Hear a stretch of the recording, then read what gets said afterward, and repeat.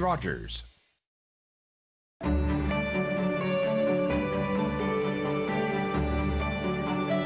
Vous regardez TV Rogers, Ottawa. L'émission suivante vous est présentée par la télétransportée Rogers. Profitez du contenu exclusif gratuitement. Disponible au www.rogersanyplacetv.com.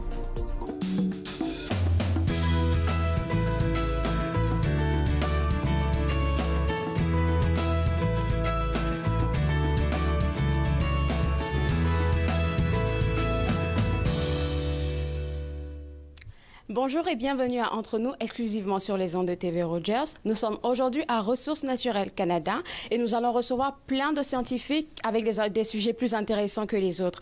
Et d'abord, pour commencer, nous avons avec nous Donna Calcode. Bonjour. Bonjour. Vous allez déjà commencer pour commencer notre entrevue, on va commencer par vous présenter votre titre. Oui, bonjour. Je suis la scientifique principale de Ressources naturelles Canada. En tant que scientifique principal, en fait, qu'est-ce que c'est que la scientifique principale? Parce que je sais qu'il y a plein de scientifiques ici. C'est quoi, en fait, le titre de scientifique principal? Donc, le rôle de scientifique principal à Ressources naturelles Canada est pour amener une horizontalité dans la science qu'on fait. Vous avez fait référence à de nombreux scientifiques. On est un ministère à 5 000 à peu près employés, dont près de la moitié sont des scientifiques. Donc, il faut s'assurer qu'il y ait une certaine horizontalité, un partage des connaissances d'un groupe à l'autre, d'autant plus qu'on a au-dessus de 20 laboratoires répartis géographiquement à travers le Canada. Donc, le rôle de scientifique principal est important pour s'assurer qu'on approche les choses d'un point de vue très large. Donc, ça fait beaucoup. Vous avez parlé de différents laboratoires qui se trouvent comme sur toute l'étendue du territoire au Canada ici. Et qu'est-ce qu'ils font, ces laboratoires? Donc, pour mieux connaître Ressources naturelles Canada, il faut savoir qu'on travaille avec les industries de la forêt, industrie de gaz et pétrole, industrie aussi de l'exploration et de l'exploitation minière. Donc, on a des scientifiques à travers tout le Canada qui sont localisés dans différents bureaux pour être plus près aux partenaires provinciaux et territoriaux aussi, qui ont à gérer ces ressources-là, mais aussi plus près des gens et de l'industrie, qui sont répartis, comme on sait, partout à travers le Canada, l'exploitation de la forêt, les mines, gaz et pétrole. Donc, c'est pour s'assurer qu'on a des scientifiques répartis partout avec, on appelle ça les pieds sur terre, boots on the ground en anglais, pour être près des besoins de nos partenaires, soit provinciaux, territoriaux ou les partenaires industriels. Alors, au jour d'aujourd'hui, en 2018, quelle est l'ampleur de Ressources naturelles Canada? Quelle est l'ampleur que ça a aujourd'hui? Bien, l'ampleur de la science, on a des scientifiques, on n'imaginerait pas à Ressources naturelles Canada, mais on a des scientifiques de tout acabit. On a des scientifiques, des biologistes, on a des forestiers, on a des géomaticiens, des ingénieurs, des techniciens en informatique, des géologues, des ingénieurs miniers. Donc, on a vraiment toutes ces spécialités-là qui apportent des nouvelles connaissances nécessaires au développement de ces secteurs-là. On parle souvent qu'au Canada, on a une économie basée et fondée sur les ressources naturelles. Maintenant, au Canada, on veut passer à une économie de l'innovation dont les secteurs des ressources naturelles font partie. Donc, nos scientifiques travaillent de pair avec les scientifiques des universités en collaboration, les scientifiques aux gouvernements provinciaux territoriaux, ainsi que les scientifiques qui sont qui travaillent à même les compagnies pour s'assurer qu'on les supporte dans le développement des technologies de la plus fine pointe possible pour pouvoir transitionner ou amener cette économie de l'innovation au secteur des ressources naturelles.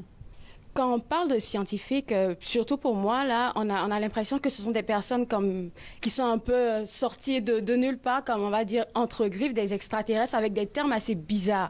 Donc, vous avez parlé tout à l'heure d'université. Donc, je suppose que vous essayez de toucher le public, de leur apporter l'information un peu plus claire que ça, en fait, sans utiliser des termes scientifiques. Comment est-ce que vous faites cette approche-là?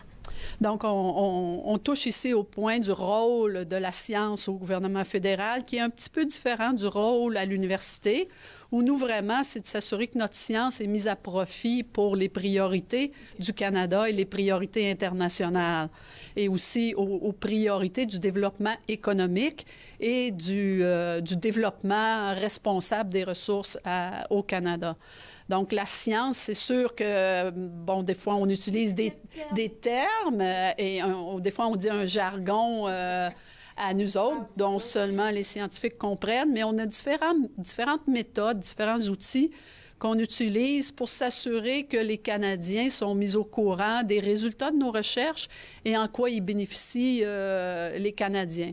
Donc, on a, entre autres, un web magazine qu'on vient de lancer qui s'appelle La science tout simplement. Donc, vous pouvez chercher sur Internet, googler, vous allez y arriver.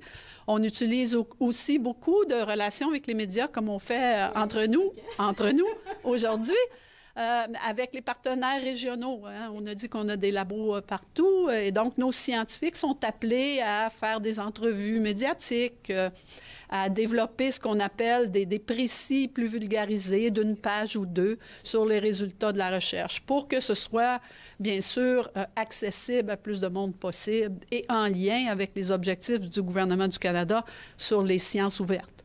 Donc, les sciences ouvertes, c'est de rendre les données et la science ouverte et disponible. Donc, c'est une chose d'être capable d'y avoir accès via ces outils-là dont on vient de parler.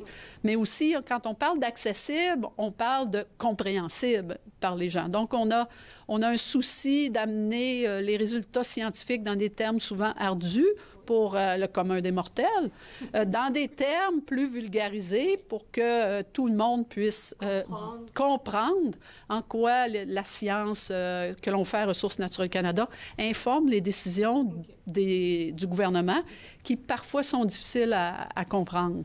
Ça, c'est vrai. Ben, vous avez parlé tout à l'heure d'un web magazine. On pourrait l'avoir sur Google. On va juste le googler. Mais en fait, le web magazine, il va concerner quoi? C'est un thème par épisode? C'est un thème par mois? Comment ça va se passer, le web magazine? Ou c'est actualisé au fur et à mesure? Il y a une foule d'outils de communication sur le web magazine, sur cette plateforme-là. Il y a différentes choses, comme moi, je fais des vlogs, des blogs vidéo. Une variété, des entrevues avec certains chercheurs. On a aussi nos communicateurs ici à Ressources naturelles Canada qui écrivent des courts textes. Il y a certains chercheurs scientifiques qui écrivent des courts textes également. On a des entrevues avec les chercheurs dans les laboratoires. On a accès aussi à des publications plus techniques à travers cette plateforme-là. Donc, ça nous donne accès à nos plateformes de publication là, de tous ces articles-là. Donc, il faudrait que j'invite tout le monde à y aller. Exactement. La science, tout simplement. Et puis, vous allez voir la foule d'outils qu'il y a disponibles. Et à partir de ce site, on peut avoir accès à toute la science que Ressources naturelles Canada fait. Vous travaillez avec des professeurs d'université, vous avez dit, ce sont des personnes qui sont scientifiques chez vous ici, qui sont à l'université, ou c'est des personnes qui viennent se renseigner pour donner des cours à l'université? Je veux savoir un peu comment ça fonctionne. Donc, c'est le souhait en ce moment partout dans le monde que tous les scientifiques soient mis à profit sur des enjeux importants pour la science. Donc, ça appelle la notion de collaboration, donc collaborer entre nous. On collabore avec des universitaires, des professeurs à l'université qui sont à l'université et qui demeurent à l'université, mais on travaille ensemble sur des objectifs communs et on se jumelle pour certains projets très spécifiques. Parce que vous savez, dans le monde de la science, on a chacun notre petite mini-spécialité, donc des fois, on s'adjoint l'expertise des universitaires pour travailler avec nos scientifiques à l'interne pour pouvoir avancer plus loin les objectifs de tout le monde. Donc, c'est de profiter le plus possible des ressources qu'on a au Canada, là, des ressources phénoménales. Vraiment, c'est un grand effort que vous menez pour nous autres, le commun des mortels qui ne comprenons pas vraiment tout ce jargon scientifique. Merci d'être passé à notre émission. Et puis, on va aller googler. C'est sur le web magazine, vous avez dit, sur Ressources naturelles Canada? Oui, il s'agit de faire la science, tout simplement. Vous allez y arriver, je suis certaine. D'accord. Donc, on va aller chercher ces web magazines là pour nous informer. Merci d'être passé sur le plateau. Merci à vous. Vous regardez entre nous exclusivement sur les ondes de TV Rogers. Ne nous laissez pas tout à l'heure. Tout de suite après la pause, nous parlons de... comment ça s'appelle déjà? De technologie hybride. Restez avec nous. Vous regardez entre nous.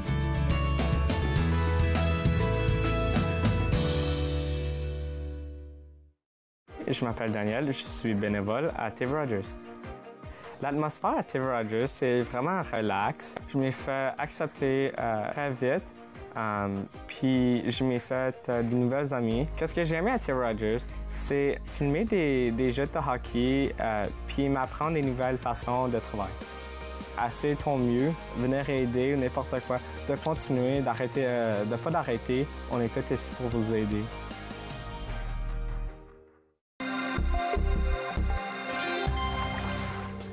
Un gilet de sauvetage ou un vêtement de flottaison individuel bien ajusté gardera l'utilisateur bien à flot, mais il importe de choisir la bonne taille.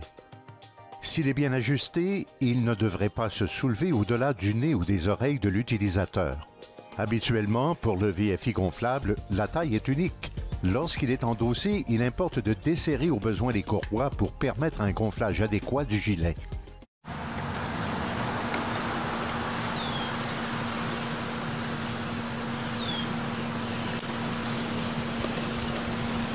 Viens que je te raconte, lundi 15h sur TV Rogers.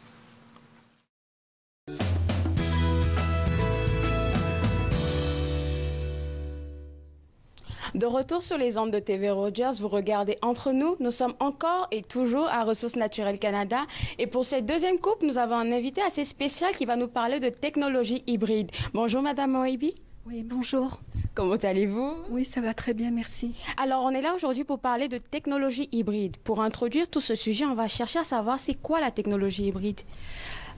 Eh bien, la technologie hybride, si je puisse dire, tout d'abord, je dois vous dire que je travaille dans le laboratoire, disons, du bâtiment et des énergies renouvelables.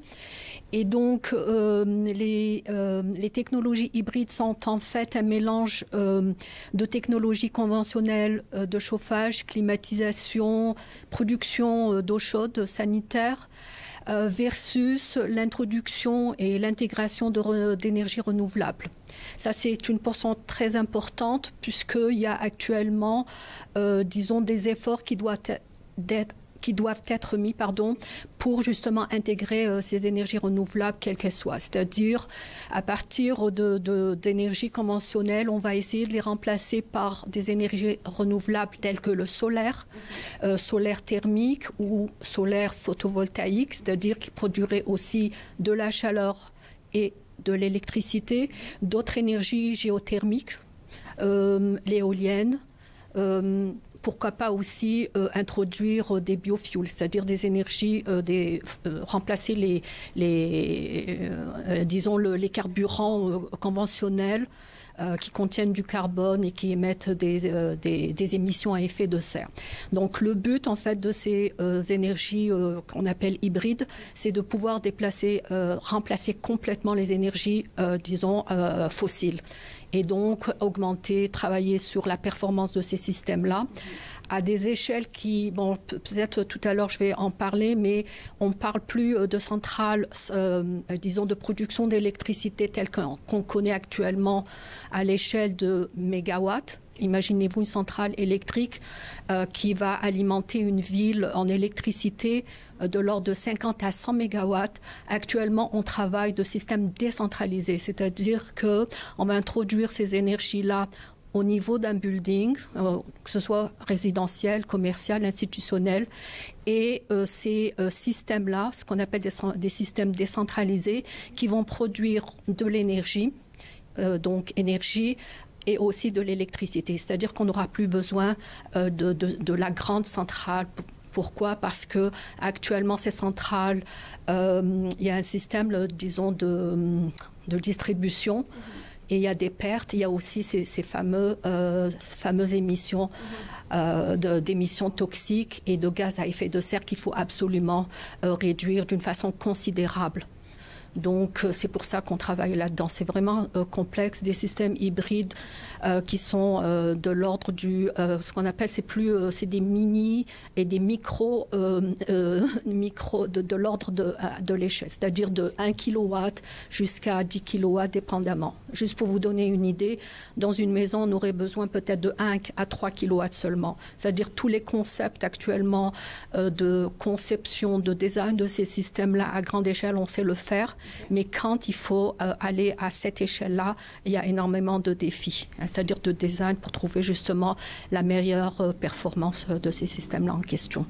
Ça a été vraiment assez stratégique et assez dans votre jargon à vous. Moi, la seule question qui me vient en tête, vous avez parlé de bâtiments, de construction et tout. Ça s'applique à des bâtiments qui sont déjà là, installés, ou bien des bâtiments qui sont en train d'être construits, ou bien on peut l'installer partout, dans n'importe quel bâtiment. Oui, tout à fait. C'est-à-dire qu'on installe ça au niveau de justement la production de la chaleur, le chauffage, la production sanitaire, donc la climatisation. On travaille sur ces technologies-là, justement, c'est encore mieux pour les nouvelles constructions.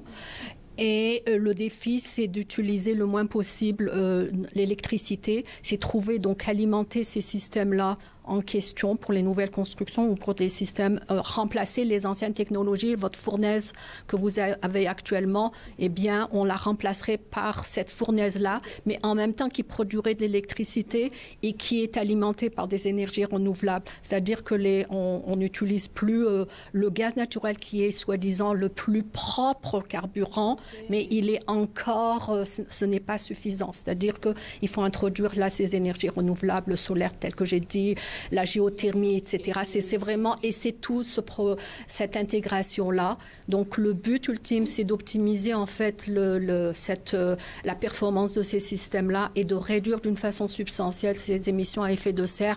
On a donc, il y a l'accord de Kyoto, le dernier accord de Paris qui a été signé en 2015 et en 2016, en avril. Il faudrait absolument réduire de 30% les émissions par rapport à celles de 2005. Imaginez-vous en 2030 de 30%.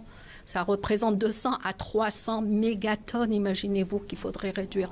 Donc, ce n'est pas quelque chose qui est vraiment facile. Donc, il faut prendre tous ces efforts-là pour justement travailler dans ce sens-là. Merci à Mme Waibi qui nous a apporté plein d'informations concernant toutes ces constructions et tout. Et nous sommes toujours à Ressources naturelles Canada. Tout de suite après la pause, nous parlons de pétrole et plutôt de la restauration de l'industrie pétrolière avec une invitée assez spéciale. Restez avec nous, vous regardez Entre nous sur les ondes de TV Rogers.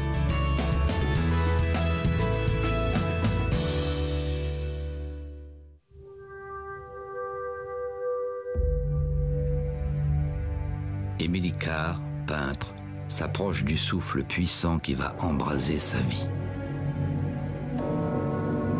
Comme ils protègent jalousement leurs secrets, humbles, implorant devant les grands arbres, guettant la permission de l'esprit pour venir à ma rencontre. Rien ne dort plus, tout se met à vivre. Enfin, j'ai su qu'il me fallait voir à travers l'œil même du totem, l'œil mythique de la forêt. Avant sa mort en 1945, Émilie Carr n'a pratiquement pas vécu de ses œuvres, bien qu'elle fût un peintre canadien de tout premier plan. Ceci est mon pays. Tout ce que je veux exprimer est ici. Amen. Êtes-vous du genre à continuer ou à arrêter? Difficile de s'arrêter quand on est dépendant. La légalisation du cannabis n'arrête pas la dépendance. Elle banalise sa consommation. Soyons vigilants face aux impacts. Vous avez besoin d'aide? Visitez portage.ca.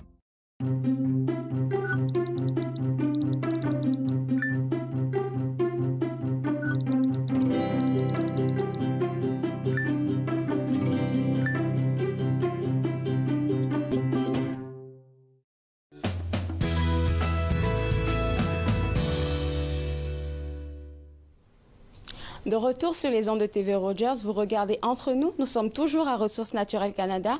Et pour cette séquence, nous allons parler de pétrole. Avec moi, nous avons Anna Dabros. Bonjour. Bonjour. Est-ce que vous pouvez vous présenter à notre public? Moi, je suis une écologiste forestière. Donc, j'ai fait la recherche dans le terrain, dans la forêt. De quoi vous vous occupez ici spécialement? Quels sont vos sujets d'actualité ou quels sont vos sujets de recherche? Maintenant, je fais la recherche sur les perturbations industrielles de l'industrie de pétrole et du gaz. Puis, mon sujet est les perturbations linéaires, comme les lignes sismiques, les routes d'accès, les pipelines. Vous avez parlé de perturbation, je reprends le nom, c'est perturbation linéaire. C'est quoi une perturbation linéaire? Oui, c'est perturbation comme une ligne, donc la route, le pipeline, donc il contribue à fragmentation des paysages, fragmentation des habitats des forêts. Puis ça contribue à beaucoup d'impacts négatifs sur les espèces comme les caribous. Puis la biodiversité, aussi le service écologique comme la séquestration de carbone. Je pense qu'on a plusieurs sortes de perturbations, puisqu'on s'en parlait tout à l'heure. Aujourd'hui, nous parlons de quelles perturbations spécifiquement? Donc, moi, j'ai fait la recherche sur la perturbation des lignes sismiques. Donc, il y a plusieurs types de lignes sismiques. Il y a la traditionnelle ligne sismique était entre 8 et 10 mètres, était toute droite. Puis, c'est un couloir dans la forêt où on enlève toute la végétation. Puis, on envoie les ondes sismiques dans le sol pour déterminer s'il y a du pétrole, du bitume. Si oui, à la profondeur. Donc, parce qu'on ne sait pas où le gisement est. Donc, on fait la ligne partout.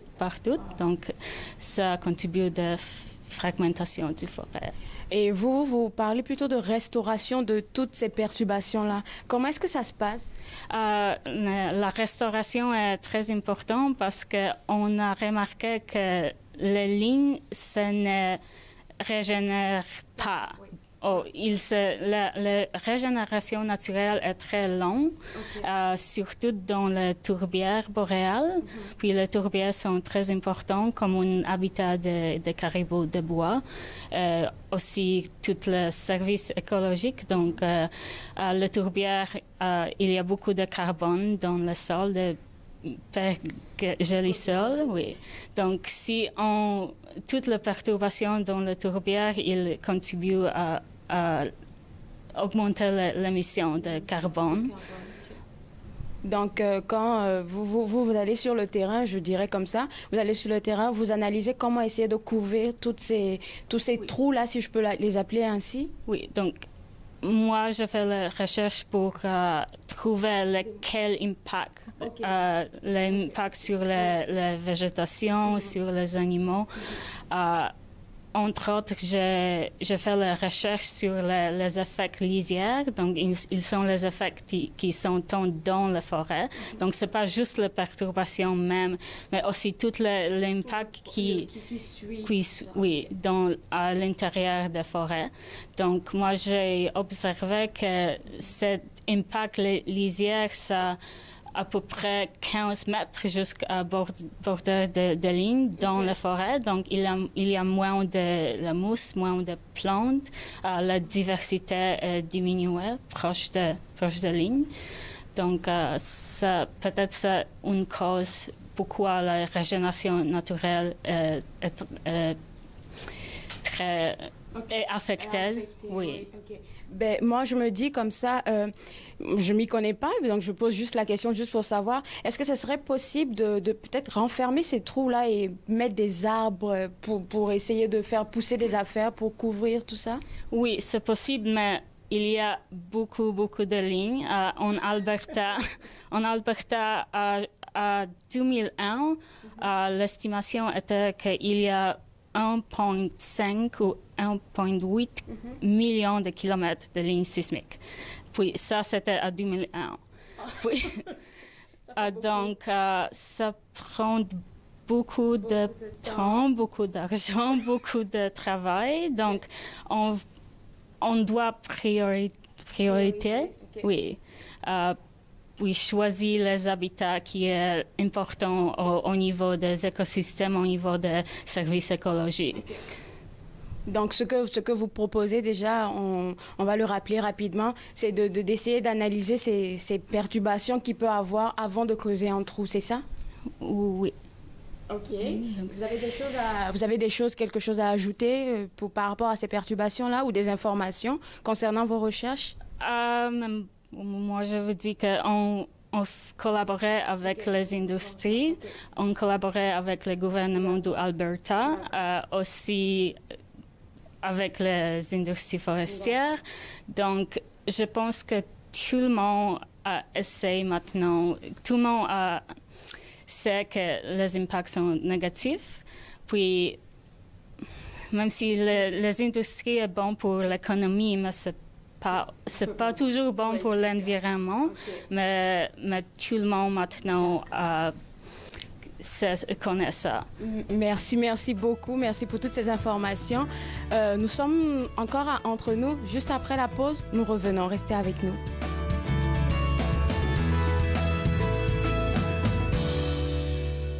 Et toi, tu aimes les animaux? Viens me visiter à la ferme de Jojo. Il y a des canards, des cochons et des chèvres. On va s'amuser. À bientôt! À la ferme de Jojo, lundi au vendredi dès 9h sur TV Rogers. Bonjour, mon nom est Claude Andrea Bonny. Je suis bénévole chez TV Rogers. Tout le monde est en convivialité ici, donc ça fait qu'on ne se sent pas un peu à l'écart. Même si tu es nouveau, tout le monde essaie de te mettre dedans. La volonté de vouloir apprendre de nouvelles choses, de toucher un peu à tout. J'aurais jamais pensé pouvoir faire du graphique, mais aujourd'hui, je sais le faire.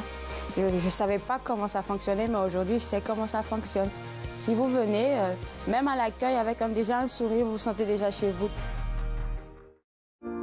Ils ont servi pour protéger notre patrie. Plusieurs sont maintenant sans abri. Ils se sont battus pour défendre notre mode de vie. Plusieurs font maintenant face à des luttes bien personnelles. Ils ont répondu à l'appel de notre pays. À notre tour de leur rendre hommage en étant au service de nos collectivités. Aidez-nous à aider les vétérans. Devenez membre de la Légion dès aujourd'hui. Vous voulez améliorer la flexibilité du bas du dos? Ne manquez pas la prochaine émission où nous pratiquerons un grand nombre d'étirements. Satnam! Cliquez Yoga, demain 10h sur TV Rogers.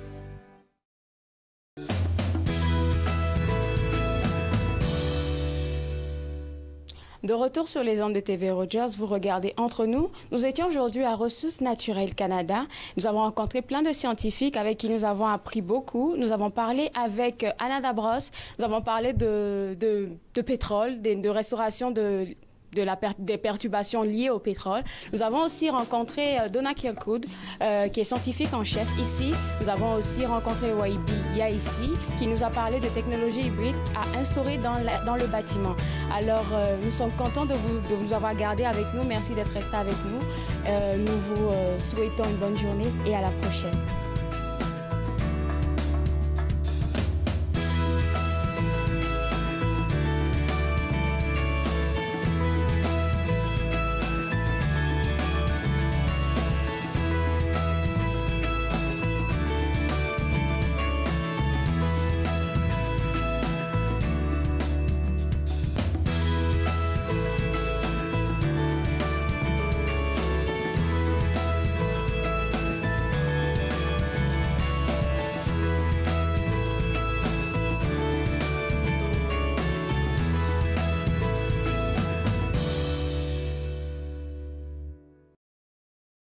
Faites-nous part de vos commentaires en composant le 613-521-2323 par courriel sur Facebook et Twitter.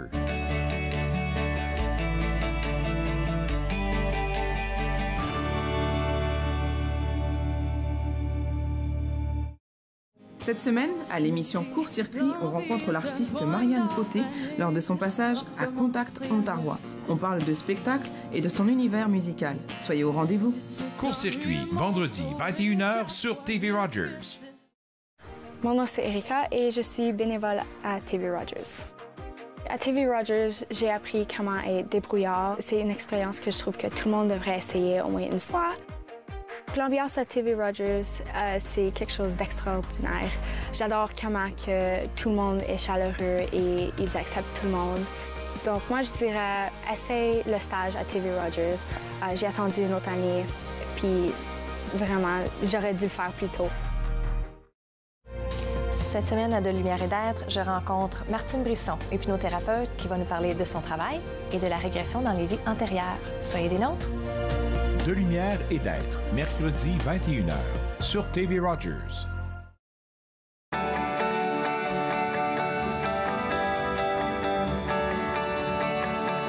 Vous regardez